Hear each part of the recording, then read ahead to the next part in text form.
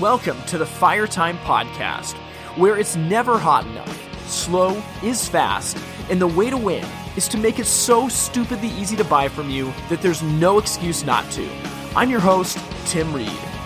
And as always, I'm so excited to be here today. Thank you for listening to the Fire Time Podcast. Now, it's pretty crazy to think that we are on the backside of the 8 departments to run a winning Hearth business, but I've been really excited about this series. I've mentioned this a couple times this season, but the idea for this series was started by an airplane ride that me and Grant shared when we went to Minneapolis, about a year ago. And we got on this plane and we were just talking through the different tools that we were using to grow our prospective companies. And there was so much commonality between them. And as we started talking about it, we put them into the boxes of these 8 departments. We actually came up with 5 tools per department. And we thought, what are we going to do with this? This is an amazing jumping off point that can be a framework for a business to operate and have success. And we felt like in the back half of this season, going through those 8 was a good start. We wanted to take about an hour on every single one so that either a new owner or someone who's looking to turn their business around would have an immediate jumping off point for each of these departments. And so my hope for you is that this has given you a lot of food for thought and then some very practical and tangible things that you can put into play right away. I know that the content, especially on the back half of this season, has been a lot, and that it can be tough to take it all in. And in some of these episodes, you might need to listen to 2 or 3 times and just pick one thing to go after. Like, for instance, in today's conversation on the support staff, there's going to be 5 takeaways. And the danger is to feel bad that you don't have these and overwhelmed by all 5 and just not do anything. Instead, I think the best way to approach it is to just pick one. And even if it takes you 6 months to put that one in play, I guarantee that it's going to make your life and your business better. So today's conversation is all about the department of the support staff. And this is really, really important. The cool thing with talking about the support staff is I guarantee every business listening to this has someone or a team that already does most of this work. The problem is that it's usually not defined, and the team members don't always have direction, and they're not always empowered to think of themselves as the support staff for the organization. What ends up happening a lot is there's one person in a retailer or a couple people that are kind of like the toilet bowl, and stuff gets flushed down the toilet because somebody else doesn't want to do it, or it gets messed up, and this person, it just lands on their desk and they have to knock it out. What we want to do today is to give you some guidelines and guardrails for transforming that person's job from just cleaning up everybody's messes to proactively supporting the company and empowering you to actually be a leader through metrics, organization, and a team scoreboard. So what I'm going to do, just to preface this before we get into the conversation, I'm going to give you the 5 pieces that we are going to frame out in this conversation. And then at the end, I'll come back and talk about it. But here's the 5 things that we're going to be talking about today. Step 1 when it comes to your support staff is you've got to identify your person. Who is the critical person that is either your entire support staff or is going to run your support staff? I guarantee that you know exactly who that is. Number 2, with this person, you've got to define their role. The support staff, Grant calls them the accountability police. And I really like that this is where accountability comes in. The support staff is able to provide you metrics and information about every department in your company because they're the bridge that all the information flows through. So we need to define that role of what the team member or team itself does. Third, we are going to talk about implementing a system of confirmation calls. This is just an absolute game changer in the way that you run your business and your installation teams. Fourth, we'll talk about running an urgent incomplete meeting. And I've told this story in the podcast before, but for me, this has been an absolute game changer, having a weekly meeting where we're addressing the things that should have gotten done on the service and installation in that week, but didn't. And it's public, and anybody involved has to give an account of why that work wasn't completed. And then fifth is going to be paperwork and scoreboard. The support staff is going to be your infrastructure to starting to create scoreboards for your teams and having an organized system of paperwork that helps everybody in the business succeed. So I'm not going to spend a ton of time on these. I wanted to just outline these 5 so that they're in your mind before we get into the conversation. And then at the end, I'll come back and give some thoughts on everything you heard. So with that, let's jump into today's conversation. Joining me once again from Spokane, Washington is Grant Falco. Grant, I'm super excited that you're here, and I'm stoked on this entire series so far, breaking down department by department of a fireplace retailer. And today we're going to jump into one of the most important areas of a business, which is the support staff, right? 100%, Tim. I think a lot of people are probably shocked when you say support staff, but I absolutely agree. Well, you are the one that really made me aware of how important this is, and not just how important it is, but what their actual job description is a few years ago. And so I want to start out for people that are listening to this, maybe they're in a small business, there's not that many employees, and they're like, what are you talking about, a support staff? Can you define what is the job of the support staff department, whether that's one person or 5 people? Yeah, so I mean, everybody starts their business experience at different times. And when I stepped into this business, Falco's 15, 17 years ago, we had an established support staff.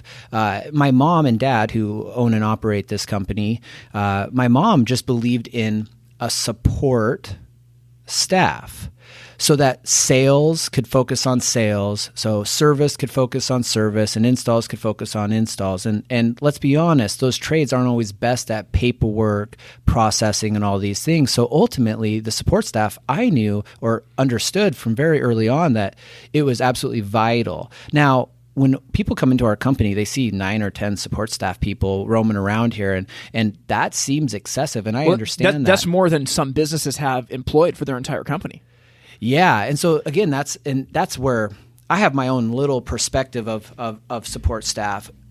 I think you can build support staff from 1, 2 to 10 people, but for us, it truly is the glue that holds all of this together. And like we've talked about, it's our ultimate accountability. There are our accountability police, and I want to speak to that just real quick. Yeah. They're not our police in that the fact that we do not have support staff go to an employee and manage them. But support staff processes all the service paperwork, processes all the installation paperwork, all the sales orders, everything.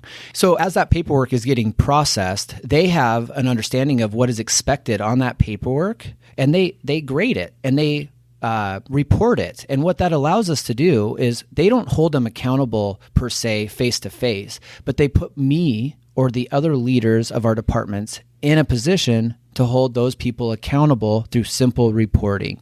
And so support on the front side of all our departments, but then accountability on our backside ultimately is what the support staff does for us.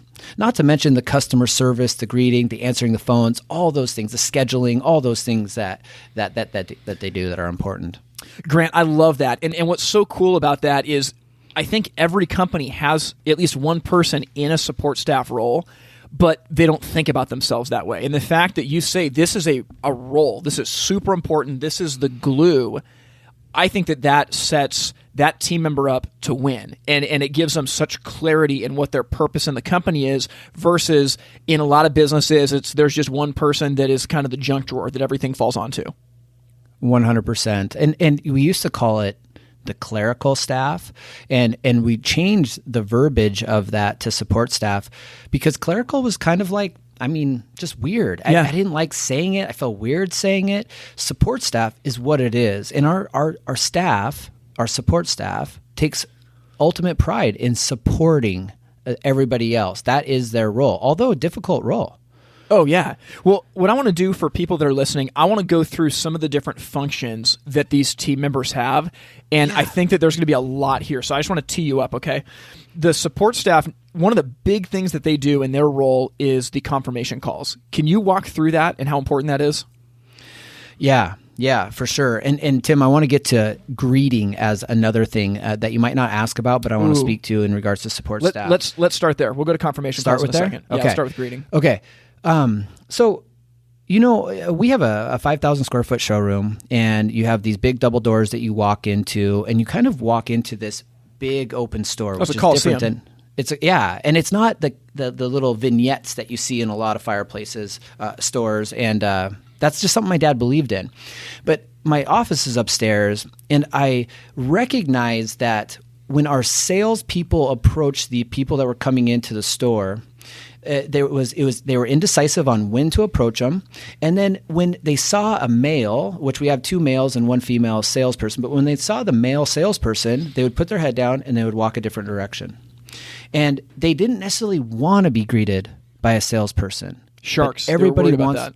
What's that? They're worried about sharks. That's exactly right. I mean, what is our idea of a salesperson? It's the used car lot salesperson. And if they're approaching us as we enter the door, our immediate reaction is negative. I mean, not negative in the fact that it's going to affect the sale, but it's not a good impression. Yeah. It's not a comfortable impression.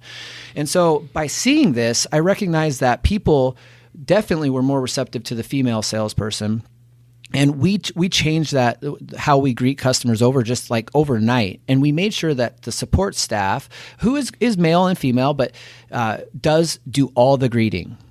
They do the greeting at the front. They get the people in the right direction. If they're looking for just basic things, they get them in the right direction, and the people are taken care of, like rubs, spices, accessories, and that kind of stuff. If they're looking for a whole good, they're very familiar with the showroom. They get them in the right direction, maybe with 1 or 2 questions, no more, because we don't want them answering questions. And they're to let them know when the customer needs it, for the salesperson to come out and help. And most of the time they say, well, we need some help, and we can immediately go out there. And it just makes for an easy transition. The customer feels taken care of, addressed, but not overwhelmed. Super professional too. It's a super professional interaction. And Tim, it was so amazing when I was doing bids at the time that we made this transition. I ask everybody that gives me money at the job, anybody that gives me money, I will finalize my sales process by asking them why. Why did they give us the money? And people almost always they wouldn't just only say the way that they were greeted, but they would almost always mention the way we felt coming from another store, coming to your store, through the entire process. But at the beginning, it was mentioned almost every time. And it just gave me so much confidence in that was the right way to go about it. So greeting is a big deal to me. And I think there's a certain way, and support staff has been a huge help in helping us kind of get over that hurdle. That is terrific, man. I absolutely love that. So one thing I want to ask, just getting on this practically, do they have a desk up front in the showroom to greet people? Yeah, so funny you say that. So they didn't at first, of course. Like, we did it from the back, which is maybe like 80 feet from the front counter to the front door. We put actually a kiosk desk about a year ago in the middle of that. And Mary, who is our awesome greeter, is now in a position to answer phones, but primarily greeting. She also does some office duties, and she keeps her little desk nice and clean just because it is out in the showroom. But it's been amazing. Our people have a direction, but not an intimidating person approaching them, but a direction every time. And Mary's like best friends with these people by the time she hands off to our sales staff. And I swear, like, they'll talk to her on the way out, say hi, thank you, and bye. And just speaks to the overall experience. And I had to fight for that. I had to fight for people. I had to fight with the support staff even. Well, they didn't think it was their job, right? They didn't think it was their job. They didn't think it was important.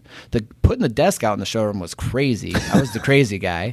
And now they all see it, and it's night and day difference. That person that is our greeter is truly one of the most valuable positions because they control our showroom, and people can get lost in our showroom. If I have more than 5-6 people in here, people can get lost.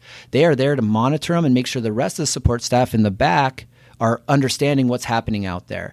And to speak to that a little bit more, we have a check-in system that Mary now, since we have a desk out there and all that stuff, we actually have a check-in system where we ask first name, we check them in, and then we can pass notes to the sales staff. The sales staff then checks into that system and can take notes on their sale and that kind of stuff, which really helps our system. But it all started with the greeting, and just kind of developed from there, not because of the sales department, service department, installation department, all those things that we know, marketing, all because of the glue, the support staff that holds everything together. That's amazing. I love that.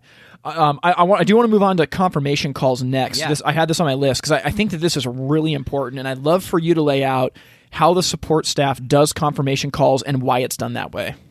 Yeah. Okay. So I'll try to kind of go through everything that we confirm and why. So first of all, the confirmation is super important. And Tim, why is it so important? But you have to manage expectations, right? So stinking true. Yep. And anything that we do, it's about managing expectations. And so, I did a presentation for the expo this year, as you know, delivering the perfect installation. And step 1 through 7 was managing, meeting, or exceeding what our expectations. Yeah.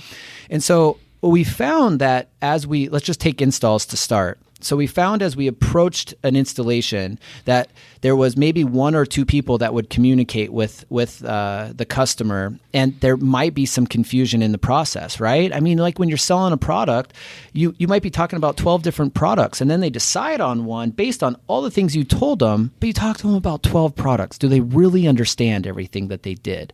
And how important it is to you as a business to make sure they understand before you get out there. And that's where the confirmation call comes in. So on the installation side, it just comes down to managing expectations. Anything from what is owed, what happens with the permit, what we do to take care of your house, how we approach your house, what we need you to do to take care of your house, and that kind of stuff, and just go through. Then make sure the product is right, make sure the face is right, make sure the venting is right, or maybe not venting, but total is right. Go through the scope of work.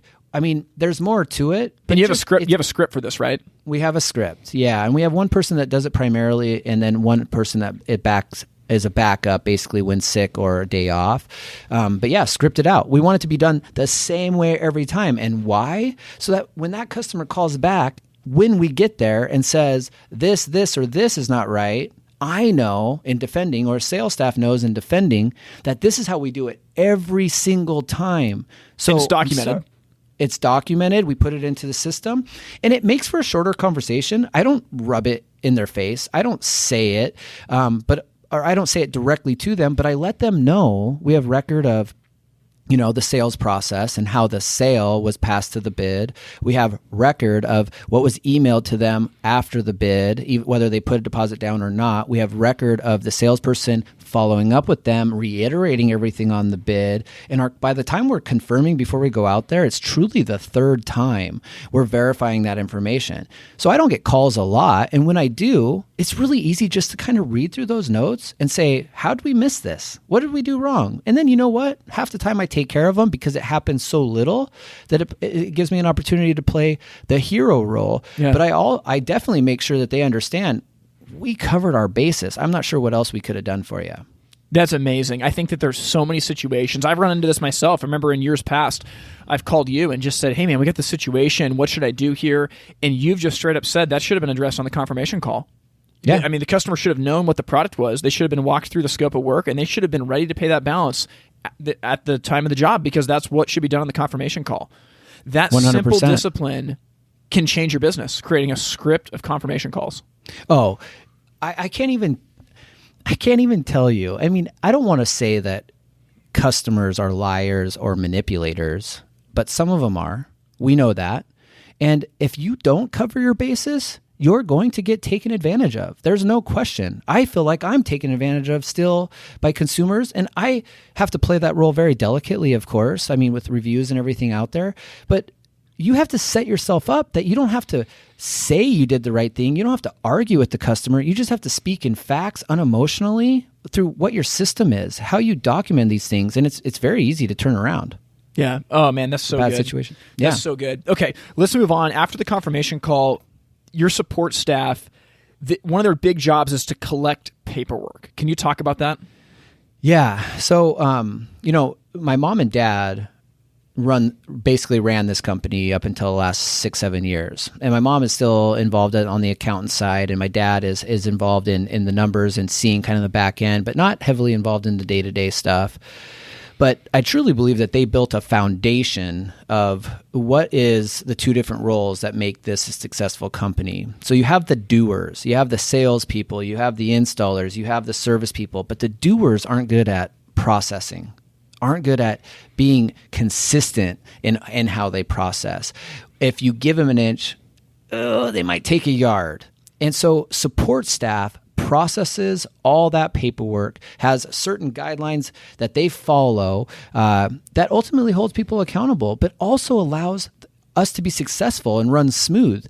If we're tracking down what to order before a job and don't have support staff in a role to catch those things or to order those things, I mean, how much money do you lose in the gray area of running around trying to catch those things? It's pretty crazy. Or how many sales are missed because it's the salesperson that's chasing that stuff down. Or sales lost because you didn't order the right thing. You get out there and it's the wrong thing, and the people say, I'm tired of it. This process has been a nightmare. Support staff is the support that keeps that going. It doesn't matter if it's service and the paperwork processing. It doesn't matter if it's installing, sales. They basically are the internal efficiency of our company. And if they're not running, on all cylinders, our business isn't profitable. And I will tell you, Tim, like when it comes down to it, the systems and processes are what will change a business. I think we've learned that, and my business has been dramatically impacted by systems and processes. You want to know what? I couldn't have done it without a support staff. There is no way. I couldn't have built it without a support staff, and there's no way I could manage it without support staff. I kind of talked about how they're the accountability police. That's a good term, but it's not the right connotation because, again, they're not the ones holding individuals accountable. But the systems and process, which they are extremely efficient on and held accountable to themselves, are what keep everybody accountable, winning, and learning. And man, like we talked about on the last service podcast, I'm tracking like average service guy per hour, total revenue. There's no way I could do that without it being processed through support staff and support staff doing that stuff on a regular basis. There's just absolutely no way. Well, and they're already in the paperwork. They're already collecting it. So for them to document it's not that big of a deal. Oh, it was coming up with a process that worked within the time of getting everything done. And so they were already doing the work. It was just, where is this information going to go? Yeah. And where are we going to see it? And once we figured that out, I have a couple people internally that are just lightning quick with spreadsheets and things like that. And over the last couple of years, we've been able to build some pretty amazing, whether it's, public scoreboards like KPI reports and different things like that, all because of the support staff. Hey, if you listened to the podcast last week, then you heard the announcement of the Blitz trip. This is something me and Grant have been really excited about for a long time, and it is finally available.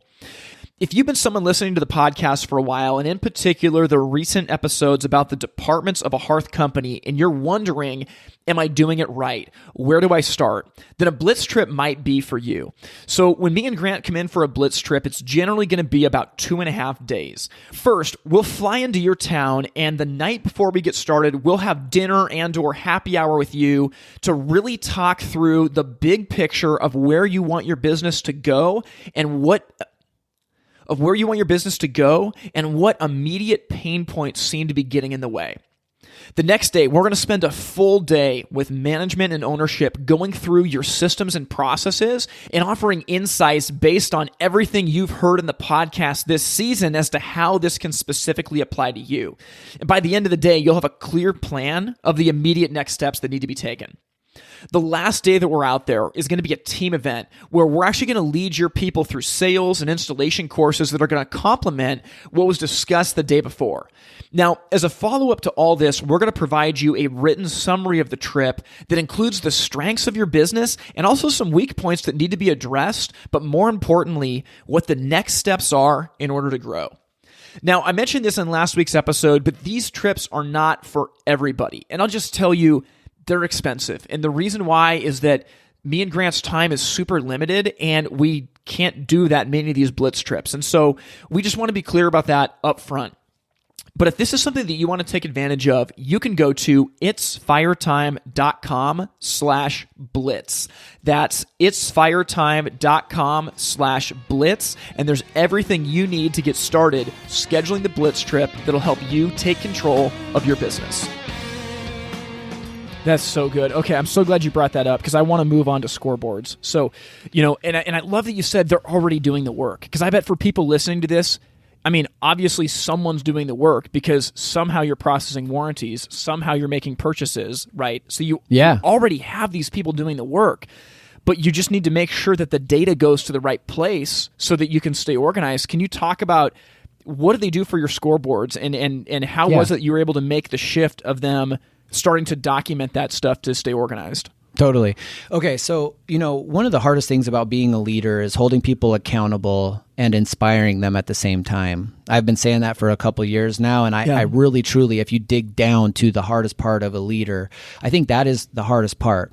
So I know that, my Italian heritage, I can get wound up. I can get emotional. And we were at government affairs a couple years ago, and I remember a gentleman saying, don't talk to me after 2:30. Do not even come around me. My staff knows. Do not. And that's kind of the world I lived in. I think that when you're dealing with things in a reactionary way, whether they're problems or whatever, you're going to be emotional about it. And it depends on your current emotional state. And so there would be some situations I would handle emotionally and some similar situations I wouldn't handle emotionally. And it all came down to accountability. It all came down to the people, and it all came down to my emotions. And it was inconsistent. It was chaotic. No one knew right from wrong because I could address one thing one way and the next day the same thing a different way. Why? And they're wondering, which grant am I going to get? Exactly. And I was emotional. I am. You can tell from this podcast, I'm emotional.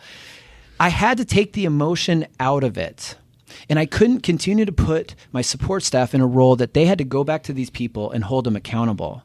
I had to let some fires burn. I had to say it's okay that they didn't turn in this paperwork because I'm going to solve it this next week, and they're going to know that following week I'm not going to let that happen again. So don't be the police. Just process it. Get it to me. So we put a schedule together where each department has what we call each department has weekly meetings. Each department has an agenda. That agenda is set up in performance first, investment second, urgent and hot topics third, always the same type of agenda, and performance is all key performance indicators. So we put together a schedule after we have a system in place of what those KPIs were, which wasn't easy, but after we got that, we put a schedule together of when these KPIs needed to be to the leaders. Then we display them at the meeting where all parties are involved, and it's just night and day difference. I mean, I could just set that, where we have put it up on a TV now, but originally we just set it out on a piece of paper in the middle. Everybody kind of look at it. I'd review it. I didn't have to do anything. I didn't have to say anything. Everybody knew where the mistakes were. And it really created a winning or learning mentality. When I was emotionally impacted by something that was done wrong, I would attack it, and I'd say things I didn't want to say. I'd be emotional about it. I would deflate them versus trying to help them understand why it happened and how to figure out how to not have it happen again. And that's what it's put me in a position to do. And again, I literally now get a report and then meet with a team and share that information, and we just go through it. And I don't have to get emotional. Now, do I still get emotional? Yeah, I still do. Like sometimes I have to react to things, and sometimes I'm not happy with the emotion that I display. But this has gotten 90% of me to be productive in an unemotional way and give me true facts to work on. Well, right? this is so good. And I think that we talk about this terminology a lot, the treadmill business operator versus the trailblazer that builds something new. And you can have a lot of success as a treadmill operator. I mean, there's huge companies that still have treadmill operators, but you never get off the treadmill. The business only works when you're running at full speed in a million different directions. And to be someone that makes the transition to being a trailblazer that builds systems and processes and can start to slowly get above this thing, you can't do that by reacting emotionally and flying off the hinges. If you're an emotional leader that acts without data, you will always be a treadmill operator. 100%. I mean, I love my father. My father is an amazing man, and honestly, the best salesperson. Just he anything he touches and turns it to gold. It's amazing. But his and I's management styles are completely different. And let me give you an example. So we bought a corner piece of property to add to our kind of property that we have here at Falco's to kind of complete the grounds per se. We bought a corner piece of property that we have to invest in. We have to get, it's like a project. Yeah. And during this COVID-19 thing, we have maybe less revenue coming in and we have the same amount of employees and we're trying to invest to get to the other side, right? So this Willow project has become a project that we need to manage. Okay. And this is where we're different and why support staff is so important. My dad has a hard time with me not being a part of that understanding. So I had him I put the installation team, the retro installation team in charge of that project and the other teams in charge of some other projects. My dad would go in there, he would meet with the lead installer and he would lay him out and he would say, get it done. And then he'd go. And he would stay on them by going there 4 or 5 times a day and making sure that, and then the next day doing the same thing. And then the next day, and he would stay on them and they would be productive. My thought process is I have 17 of those projects going on. And how can I give one project that amount of time? Yeah. And this is where I'm a little bit different. My dad looked at me crazy when I was like, well, meet with Brandon. Brandon will make a list. Brandon's going to get with Jenna, our install coordinator. They're going to put a list together. They're going to put estimated times on that list. They're going to send it to me. And then I'm going to know what they're doing on a daily basis that is of that list that you gave them. And I'll tell you what, I bet they get more done in 1 week than they would in 2 weeks. And I also have the opportunity to work on all the other projects and departments. That's how I've managed this company, not by doing it hands-on, by creating a system and a process to do it. And who is the major cog in that wheel? It's support staff. They are vital to making sure they send me emails on a weekly basis to update me. And if that stuff wasn't happening, I couldn't manage them in the way that I needed to grow this business. Well, that's amazing. And it goes back to our conversations that every business has to be a treadmill operator for a while. And so there's no shame. Like if that's been where you are, like you look at where Falco's was when you took over, you took over a sports car because of what had been built. 100%. But the difference is when you want to make the leap to what's next, to take your business to the next level, that's where this stuff comes in. And I would say it makes your life a heck of a lot easier. I want to ask you about this. We've talked about this before, but I want to dive on it. Urgent incomplete meetings. That's a really key part of the support staff. What is an urgent incomplete meeting and how are they involved in it? Okay, so in regards to the installation department, and also it goes to the service department as well, but I'll just speak to the installation department. So anytime Falco's goes out as installs or service to a customer's home, and we expect to complete that job that day, and it doesn't matter what reason, for one reason or the other, we do not complete it. It goes on to what we call an urgent incomplete list. The urgent incomplete list is managed by our install coordinators, is updated on a daily basis. It's sent out on a weekly basis, and it's managed at every department meeting. Well, every department meeting that it involves, which would be installation and service, and then our leadership team meeting. And we problem solve. Our number one pillar here at Falco's is to deliver wow. So if we go out and have a customer expect to finish that, you know what? We better finish it. Yeah. So delivering wow sets up what our mentality is when we incomplete. So like, let's say a blower is bad and it's a manufacturer issue and I need to claim a warranty, but I don't have any of those blowers in stock. I will rip it off the unit in the showroom to make sure I get it done, because our goal with this urgent incomplete list is to have all urgent incompletes done within a week of that urgent incomplete happening. And so if we're unable to finish it or fix it right then and there, it goes on this list and we manage it. And we make sure that it's not on the list 2 weeks in a row. And what it does is it gives someone the responsibility to manage what is going to be that negative review. It gives someone the ability to manage a consumer who is going to be hot proactively and keep them, at bay from being super upset. And honestly, I would get calls 3 weeks after an install and say, "Where are you at with this?" I'd go to my staff and they'd be like, "We dropped the ball." And I won't say that we're not perfect. But this urgent and complete list has created a mentality, and the support staff being able to process it, being able to make it, being able to keep it updated, have totally changed our business and what our consumers are getting as an end result. And our urgent and completes have went down because we don't even want it to go on the list anymore. But if the list wasn't there, we wouldn't have that motivation, right? Yeah, and they're tracking everything. So because they got visibility, they see the paperwork every day. So the installers will turn in their paperwork. They will know, here's the issue. This is what we got to do. It's got to go on the list.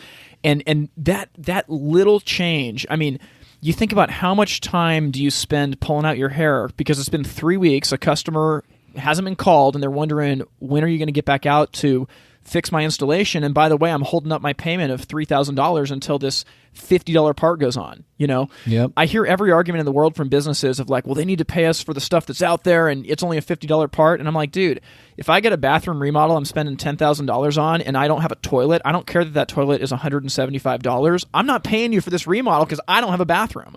Yeah, and it's like, I mean, I'm sorry, like that's the way it is, and this meeting solves that problem.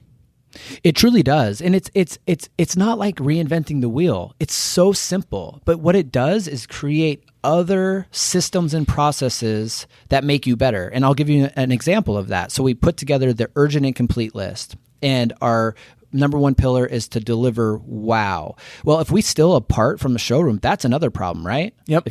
There's a list for that is managed right along with this urgent and complete list. I mean, so there's other things. Another example, we have our installers send us pictures after every job.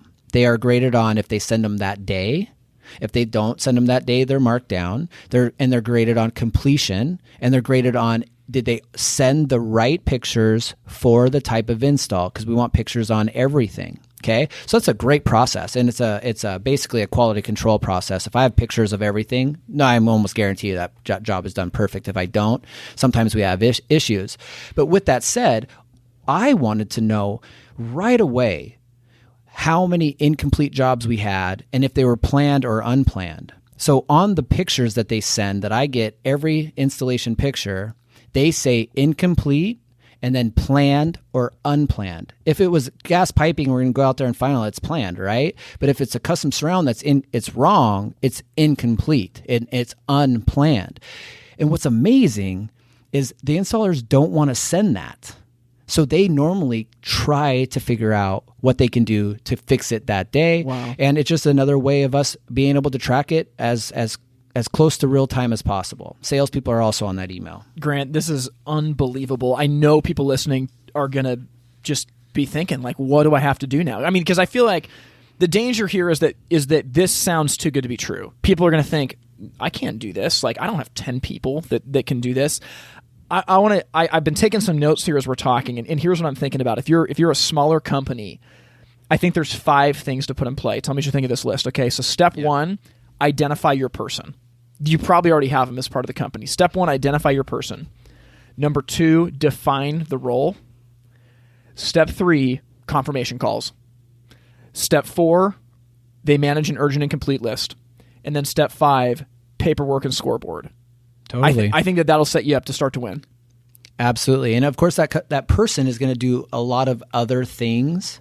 But if you can get them to focus on those things as well, intentionally, game changer. So you're in the middle of the COVID crisis like everybody, and you have been having to make tough decisions. And I look at what you've done, and I think that you are setting the standard. I've seen companies that have acted in an extremely reactive manner, just slashing here, slashing there without rhyme or reason. You've been a person that is attacking this proactively, and you've got all these non-revenue producing people employed at your company. What's the justification for that in the midst of a crisis like this? Whoa, Tim, hit me at the end here. I know. So for me, it was super important. So in the COVID crisis, to be transparent, came back from the trade show and life was upside down for all of us. And it's been incredibly difficult to to know what is right from wrong, and it changes daily. We made a commitment, as you know, to keep the team intact and to come out stronger on the other side. I feel like I've said that 1,000 times in the last 8 weeks, and it's probably because I have. That mentality set us up to invest.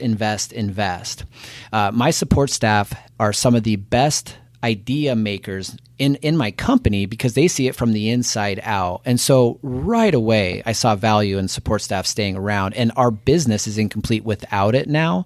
But I totally understand the justification of, can you carry all of that and is it justifiable when you don't have a revenue? And my mentality is maybe not currently.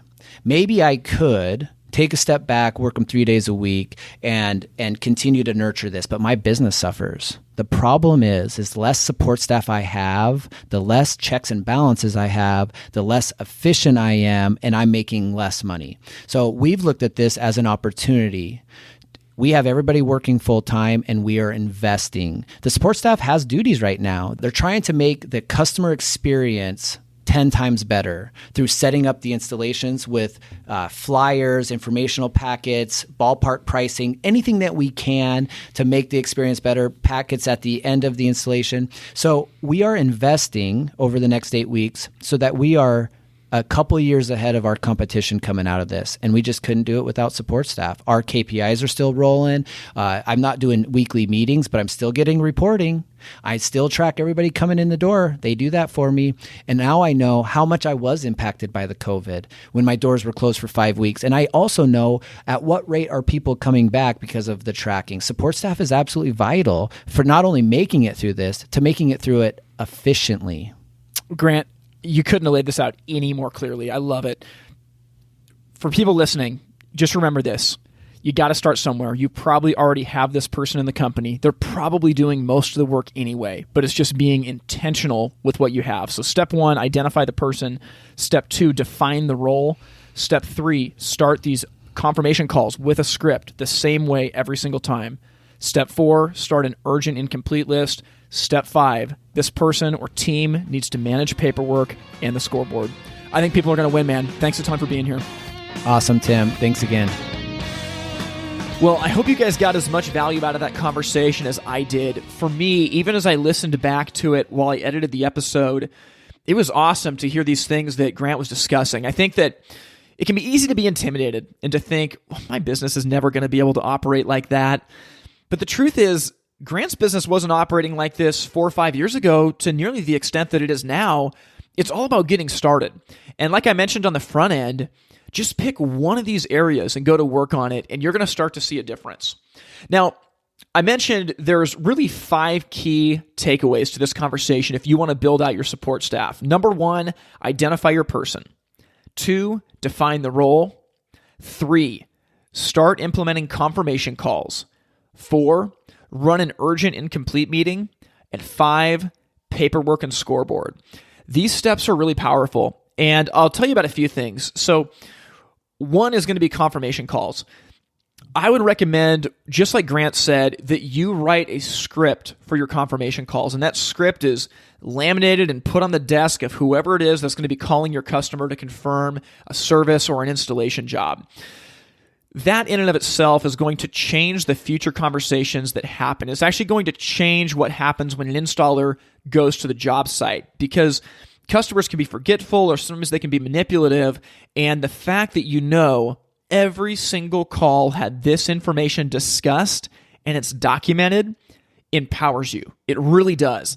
If there's an issue after the fact with a customer, having this information and knowing that it was covered, it means that communication was not the problem. And again, you don't beat a customer over the head with this, but this does give you power that you're a credible business that did communicate expectations to the best of your abilities, and you can stand on that. Next is the urgent and complete list. For me, for years, there'd be situations where we'd get into a job, something would go wrong, and it would slip through the cracks. And 2 weeks later, 3 weeks later, you've got a furious customer. And as a leader or a manager, you're like, why am I just hearing about this now? The urgent and complete list stops that. If you do anything differently because of this episode, have your support staff keep a spreadsheet of the jobs that were supposed to get finished this week that didn't for any reason. And on a weekly basis, you talk about that with your teams and the installers, the salesperson, whoever it was who is a part of the reason it wasn't completed has to give an account.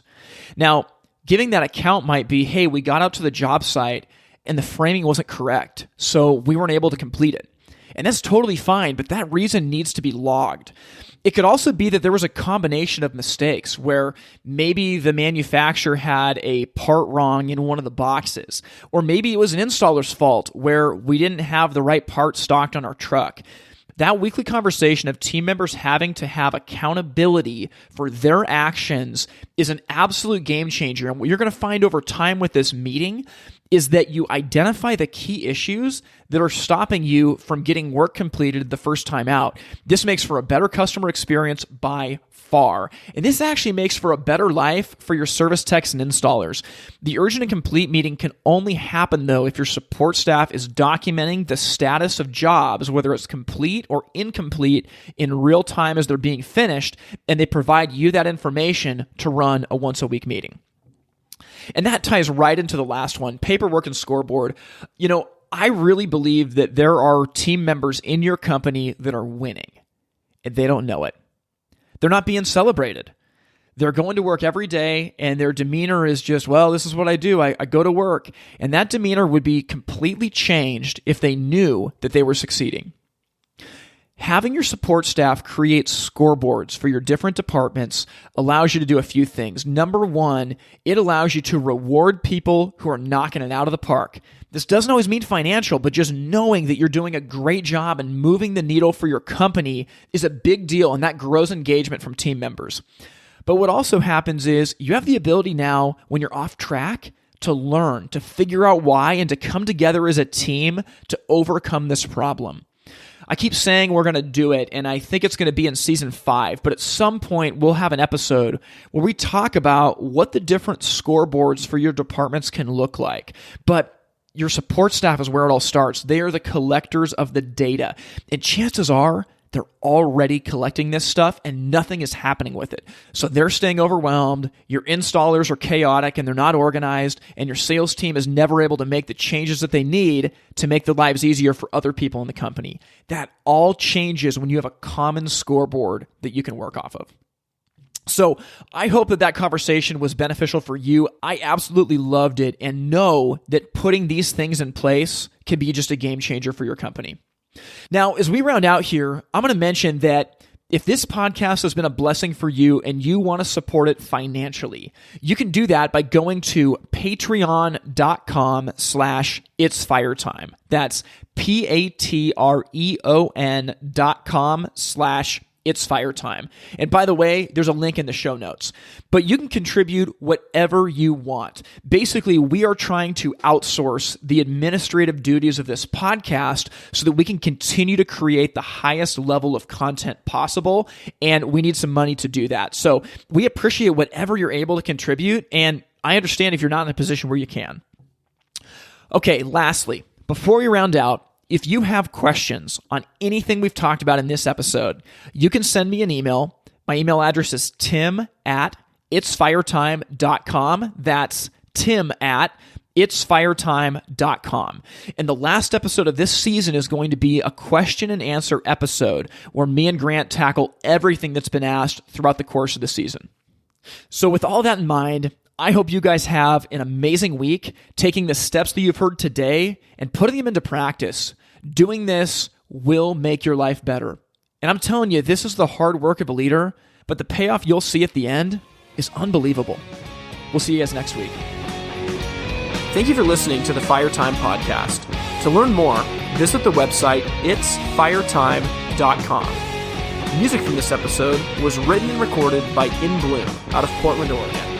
We thank you for listening to the Firetime Podcast, where it's never hot enough, slow is fast, and the way to win is to make it so stupidly easy to buy from you that there's no excuse not to. We'll see you next time. All into